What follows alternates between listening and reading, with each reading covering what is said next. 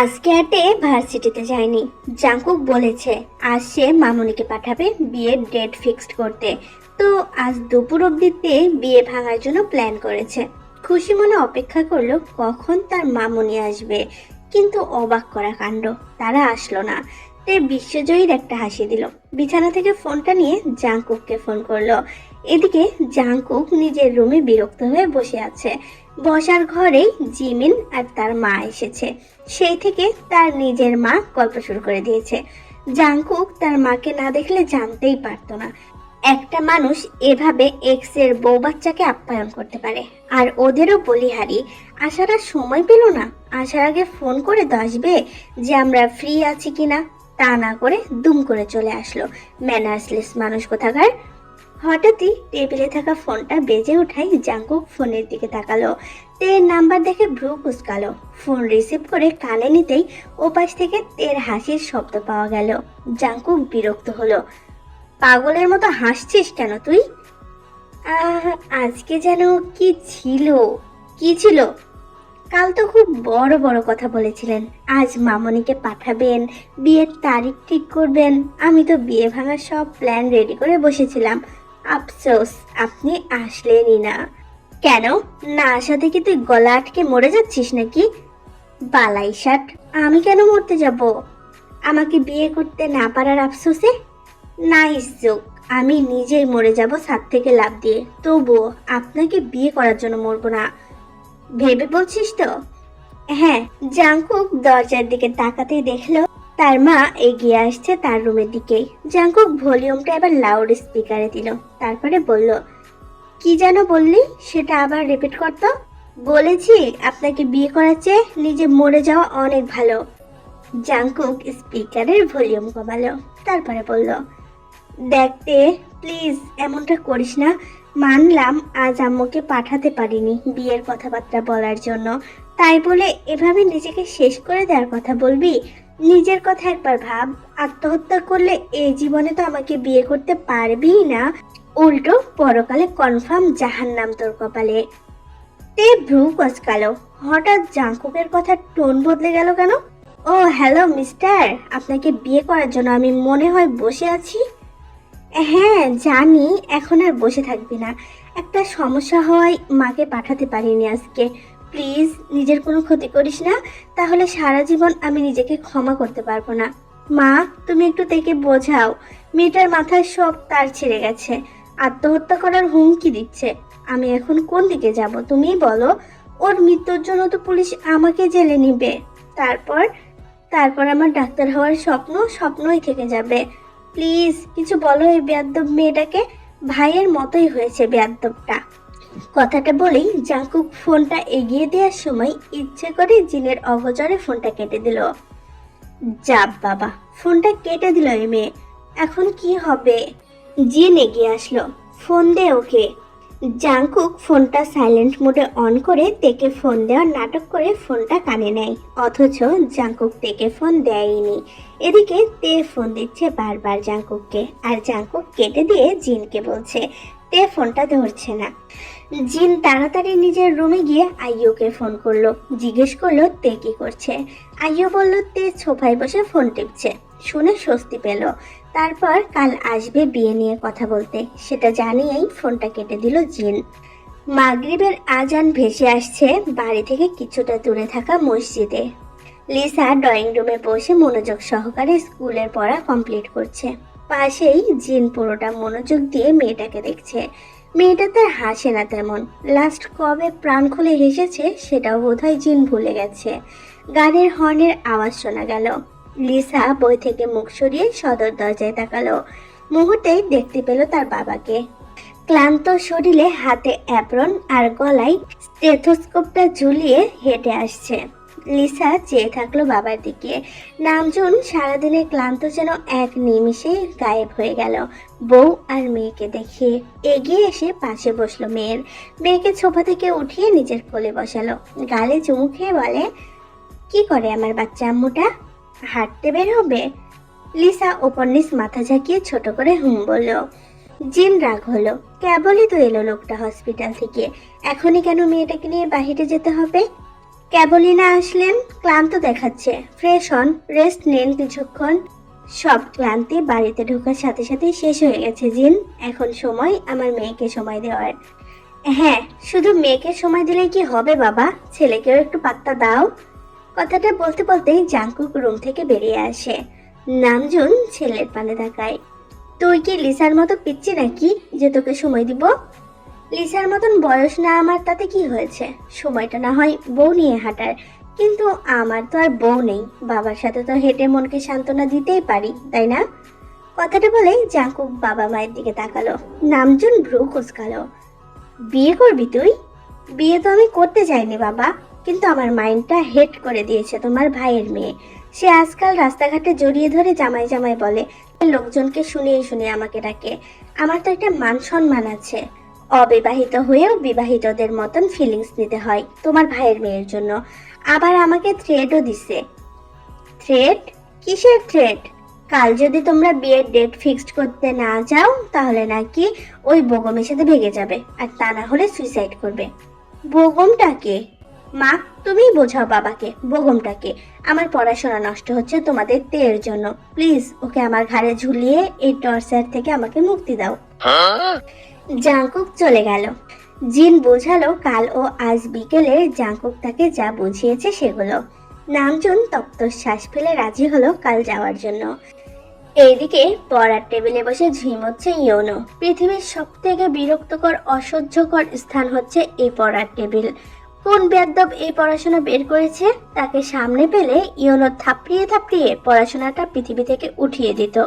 এত কষ্ট, এত স্ট্রাগল করে পড়াশোনা করে কি লাভ? সে কি চাকরি করবে নাকি? সে তো শুধু লিসাকে নিয়ে সংসার করবে।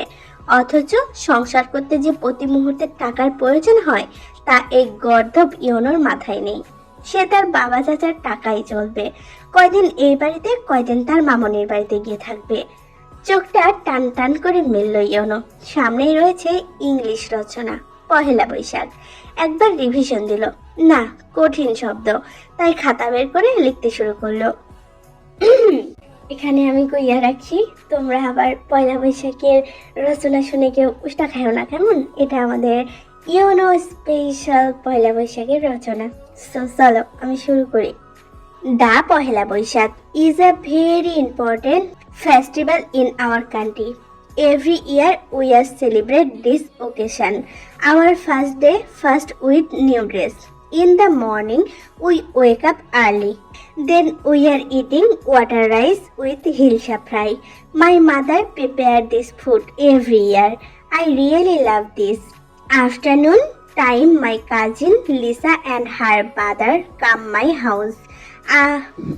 Lisa looks very beautiful in every time, but this day she is more beautiful for red shari. Her moms always bring some mishti from her house. This year we watch Pohela Boishakh program on TV together, and after the evening we are going to Mela. Lisa never smile in front of me. She always ignore me, and she give patta Siddiq. My heart going to broken. I like Lisa, but she did not like me. এর জন্যই I did not মন খারাপ. I feel very happy stay with her. I take some taka near my father and I bought some suri and some ice cream for Lisa. Lisa eating and keeping. I smile, and for this day was really happy for me. প্যারাগ্রাফটা একবার revision দিয়ে YONO বিছানায় চলে আসলো। এখন সে ঘুম দিবে, তারপর সকালে স্কুলে গিয়ে প্যারাগ্রাফটা ছাড় ধরলে বলবে। অ্যাটেনশন প্লিজ, আমি তোমাদেরকে একটা ইম্পর্টেন্ট কথা বলতে চাই। আমি জানি আমি ভিডিওর মাঝখানে দিচ্ছি, এতে তোমরা বিরক্ত হবে, কিন্তু কি করবো বলো? প্রথমে দিলে তোমরা শুনতে চাও না, আর লাস্টে দিলে তো একদমই শোনো না। সে কারণেই মাঝে বলা লাগছে। এবার কথা হয়েছে তোমরা সবকিছুতে শুধু রোমান্টিক খোঁজো। কেন ভাই? আমি এটা তো রোমান্টিক দিব, কিন্তু ওদের বিয়ে হওয়া পর্যন্ত তো অপেক্ষা করবে। কিন্তু তোমরা এরকম যদি একদমই ভিউ না দাও, তাহলে তো আমার কাজ করার মন থাকবে না ভাই। এখন তো দেখি তোমাদেরকে কন্ডিশন দিয়ে দিয়ে কাজ করাতে হবে, ঝুমুর আপির মতো। ঝুমুর আপি দেখি কয়দিন হলে কন্ডিশন দিচ্ছে, কন্ডিশন না দিলে ভিডিওর ভিউ আসে না, লাইক আসে না। কন্ডিশন পূরণ করা লাগবে, তাছাড়া ভিডিও পাবে না। তো আমার তো মনে হচ্ছে এখন জুমির আপি ঠিক আছে। আমিও যদি ঝুমুর আপুর মতো করতে চাই না, কিন্তু তোমরা মনে হয় বাধ্য করবে এমন করতে। কেন এমন করো বলো? সবাই একটু বেশি করে ভিউ দাও, আমি প্রমিস করছি ওদের বিয়েটা হয়ে যাক, তারপর থেকে সব মানে রোম্যান্স আসবে, ফানি আসবে, সব কিছু আসবে। ওকে, চলো গল্পে ফিরি। সবাই লাইক কমেন্ট করতে ভুলো না। সকালে ইয়নো একাই স্কুলে চলে গেছে। আইইউ আজ থেকে যেতে মানা করেছে ভার্সিটিতে। কেন সেটা বলেনি, শুধু বলেছে কাজ আছে। বাসায় কোনো কাজও নেই, ওয়াইফাইতে নেটও নেই। সেজন্য টেবিল থেকে ছুরিটা হাতে নিয়েছে আপেল কাটবে বলে। সবেই জিন আর জাংকুক তেদের বাড়িতে ঢুকেছে, আর অমনি চোখ চলে যায় ডাইনিং টেবিলে, তের হাতে ছুরি। জাংকুক গতকাল মাকে পই পই করে বলেছে চলো ওই বাড়িতে, বিয়ে নিয়ে কথা বলবে, কিন্তু না, তার এক্সের মেয়ে আসায় আর আসতে পারলো না। এখন যে মেয়েটা সুইসাইড করতে যাচ্ছে, এর দায়ভার কে নিবে? জাংকুক দৌড়ে আসলো তের কাছে, তের হাত থেকে ছুরিটা ফেলে দিয়ে অস্থির কণ্ঠে বলল, পাগল হয়েছিস তুই? গতকাল আসিনি সেজন্য সোজা ছুরি নিয়ে সুইসাইড করবি? তে হতভম্ব হয়ে গেল জাংকুকের কথা শুনে। ও সুইসাইড কেন করবে? ও তো ছুরি হাতে নিয়েছিল ফল কাটতে। জিনও এগিয়ে আসলো। এভাবে কেউ ছুরি নেয় সুইসাইড করার জন্য, তাও এই সামান্য বিষয় নিয়ে? মামনি, তোমাদের কোথাও ভুল। হ্যাঁ, আমাদের ভুল হয়েছে তে। আমার কালিমাকে নিয়ে আসা উচিত ছিল, বুঝতে পারিনি ফোনে কথাটা তুই সত্যি সত্যি করে বসবি। মা প্লিজ, আমি আর তের জীবন নিয়ে চিনিমিনি খেলতে দিব না। প্লিজ তুমি আজই ডেটটা ফিক্সড করবে। আজ না হয় আমরা সময় মতো এসেছি বলে থেকে বাঁচাতে পেরেছি, সব সময় তো আর টাইম মতো আসতে পারবো না বলো। ভেতর থেকে জিন আর জাংকুকের কথা শুনে আইও বাহিরে আসলো। জাংকুকের হাতে ছুরি দেখে বলে, কি হয়েছে বাবা? নামজুনও মেয়েকে নিয়ে ভেতরে ঢুকলো। সবাইকে একসাথে দাঁড়িয়ে থাকতে দেখে সেও একই প্রশ্ন করে। জাংকুক আইয়ুর হাতে ছুরিটা দিয়ে বলে, চাচা আছে বাসায়? হ্যাঁ, রুমে। ডাকো, তোমার মেয়ে ছুরি নিয়েছে সুইসাইড করার জন্য। তে মায়ের দিকে তাকালো। মিথ্যা কথা বলছে জাংকুক ভাইয়া। জাংকুক রেগে যায়। আমি মিথ্যা বলছি? মা, তুমি দেখেছো না তের হাতে ছুরি ছিল, বলো। হ্যাঁ, আমি তো দেখলাম। তাহলে আর কি, শুনলে তো কাকিয়া। যেই হব বেরিয়ে আসলো রুম থেকে, ভাইকে দেখে হাসি মুখে ভাইয়ের পাশে গিয়ে দাঁড়ালো, জড়িয়ে ধরে বলল, কি হয়েছে? আইয়ু মেয়ের হাত চেপে ধরে। আপনার মেয়ে সুইসাইড করতে গিয়েছিল। কেন? আমি বলছি চাচা, গতকাল আসার কথা ছিল মায়ের, কোনো এক কারণবশত মা আসতে পারেনি। আপনার মেয়ে রাতে আমাকে ফোন করে মরার হুমকি দিয়েছে, বলেছে আমি নাকি ইচ্ছে করে তাকে বিয়ে করব না বলে মাকে পাঠাইনি। মানুষের সমস্যা তো থাকতেই পারে, আপনার মেয়ে যে এমন বিয়ে পাগল তা আমি সত্যিই ভাবতে পারিনি চাচা। সেজন্য দেখুন, আমি স্টুডেন্ট হওয়া সত্ত্বেও তেকে বিয়ে করতে রাজি হয়েছি। যেই হপ রাগি চোখে তাকালো মেয়ের দিকে। তার মেয়ে বিয়ে করার জন্য এত উতলা? ছি! আয়ু টেনে নিয়ে গেল মেয়েকে, যেতে যেতে বলল, বেয়াদ্দব মেয়ে একটা। এতই বিয়ে পাগল যখন, তখন সেদিন ঢং করে বারবার বিয়ে করবি না বিয়ে করবি না বলে আমার মাথা খেলি কেন? অসভ্য মেয়ে একটা, তোকে তো দিব বিয়ে, তার উপর এমন বেহায়াপনা, ছি! তের মুখ দিয়ে কিছু বেরোচ্ছে না। জাংকুকটা তাকে এভাবে ফাঁসিয়ে দিল, কি দরকার ছিল? ধুর, ছুরি দিয়ে ঢং করে ফল কাটার। এখন তো সব ঘেটে ঘ হয়ে গেছে। দুই পরিবারের সম্মতিতে অবশেষে জাংকুক আর তের বিয়ের ডেট ঠিক হলো। এই তো সামনের মাসের 5 তারিখ, যা আজ থেকে ঠিক 2 সপ্তাহ পরে। জাংকুক হেব্বি খুশি, কিন্তু বাড়ির সকলের সামনে এমন মুখ করে বসে আছে যে দেখে মনে হবে মাসুম একটা ছেলেকে জোর করে ধরে বিয়ে দেওয়ার চেষ্টা করছে তার পরিবার। আর অন্যদিকে তে, সে চোখের পানি নাকের পানি এক করে দরজার পর্দা ধরে কেঁদেই চলেছে। নিজের চোখে দেখছে সে তার জীবনটা নষ্ট হওয়ার আয়োজন চলছে, অথচ সে নাকের জল চোখের জল দিয়ে সেই আয়োজনটা ভেস্তে দিতে পারছে না। নিজেকে পৃথিবীর অকৃতজ্ঞ মানুষ মনে হচ্ছে তের নিজেকে, কেননা সে চোখের দেখেও নিজেকে বাঁচাতে পারছে না। রাগে দুঃখে তের বিছানায় ধরাম করে বসে আয়নার দিকে তাকালো। পৃথিবীর সব থেকে অসহায় মেয়েটিকে সে দেখতে পেল আয়নায়। আহারে তে, কষ্ট হলো এই অসহায় মেয়েটার জন্য। গালে হাত দিয়ে বলল, আমাকে ক্ষমা করে দিস, আমি তোকে বাঁচাতে পারলাম না রে, প্লিজ ভুল বুঝিস না। আমি ভীষণ অসহায় হয়ে পড়েছি। আমার কথা কেউ শুনবে না রে। নিজেকে তৈরি করে নে, সামনে তোর দিনকাল এর চেয়েও অসহায় হতে চলেছে ওই জাংকুকের জন্য। হুম, জাংকুক না, আমি তোর চেয়ে গুনে গুনে কয়েক মাসের বড়। সো ভাইয়া বল সাথে। তে ঘাড় বেঁকিয়ে তাকালো। দরজার সামনে পকেটে 2 হাত গুজে দাঁড়িয়ে আছে জাংকুক। তে চোখে মুখে রাগের আভা। লজ্জা করলো না ভাই হয়ে বোনকে বিয়ে করার জন্য লাফাতে? জাংকুক অবাকের ভান ধরে বলে, আমি আমি তোকে বিয়ে করার জন্য লাফিয়েছি? সিরিয়াসলি? তোর কি মনে হয় তোকে আমি বিয়ে করতে চাইবো? ছি, আমার চয়েস এতটাও বাজে না তে। কোথায় আমি বসুন্ধরা আর কোথায় তুই গুলিস্তান, তাই তো? তো কেন এই গুলিস্তানকে বিয়ে করতে চাচ্ছেন কেন শুনি? জানিস তো আমি আবার বাবা মায়ের সুশীল ভদ্র ছেলে। তারা যদি গুলিস্তান রেখে ফুটপাতও এনে দেয় তবুও আমি চুপচাপ বিয়ে করে নিব। দেখুন, আমি আপনার বোন হই। সেটা কি তুই মানিস? মানলে কি আর ভাইয়া না বলে জাংকুক করে বলতি? আর তাছাড়া তুই তো আমার মায়ের পেটের বোন না, তোকে বিয়ে করা জায়েজ আছে। আমি আপনাকে আজ থেকে আপন ভাই বানিয়ে নিলাম। জাংকুক তেড়ে ফুঁড়ে এগিয়ে আসলো। চড়িয়ে গালের সবগুলো দাঁত ফেলে দিব বেয়াদ্দব। আমার আপন বোন আছে, সে তোর চেয়ে অধিক ভদ্র। তোর মতো অভদ্র মেয়েকে বোন বানানোর কোনো ইচ্ছে বা দরকার কোনোটাই নেই। আমি চাই না আপনাকে বিয়ে করতে। কেন, সারা জীবন কুমারী থাকবে নাকি? হ্যাঁ, আমাদের বাড়ির মান সম্মান নষ্ট করার জন্য? তুই কুমারী থাকলে প্রতিবেশীরা আমাদের ছেড়ে কথা বলবে নাকি? আমি কিছুতেই আমাদের পরিবারের অসম্মান মেনে নিব না তে। আপনি জেদ করে আমাকে বিয়ে করতে চাইছেন তাই না? কোন জন্মের শত্রুতা ছিল আপনার সাথে আমার? কি জানি, আগের জন্মে হয়তো আমার পাকা ধানে মহিষ চালিয়েছিলি তুই। এই শুনুন, কি ভেবেছেনটা কি আপনি? অনেক কিছুই ভেবেছি। এভাবে জোর করে বিয়ে করে আমাকে জব্দ করতে পারবেন? কখনোই না। বালাই ষাট, জব্দ কেন করব তোকে? আর কে তোকে জোর করে বিয়ে করতে চাইছে? আমি কি তোকে কিডন্যাপ করে নিয়ে গেছি কাজী অফিসে? নাকি তোর হাত পা বেঁধে কপালে পিস্তল ঠেকিয়ে বলেছি? কবুল বলবি কিনা বল, কোনটা করেছি? কোনোটাই তো না। আমি কি এটা বলেছি নাকি? আপনি আমাকে পরিবারের সামনে এভাবে ফাঁসালেন কেন? আমি তো আপনাকে বিয়ে করতে চাই না। সেটা কি আমার সমস্যা নাকি? এই সমস্যা তোর। তাছাড়া সিম্পল ভাবে মেনে নে, এটা অ্যারেঞ্জ ম্যারেজ। আর আমি তোর কপালে আছি, তাই ভাগ্য মেনে নে। ভেবে নে আমার জন্য আল্লাহ তোকে বানিয়ে পাঠিয়েছে এই পৃথিবীতে। এটা ভাগ্য?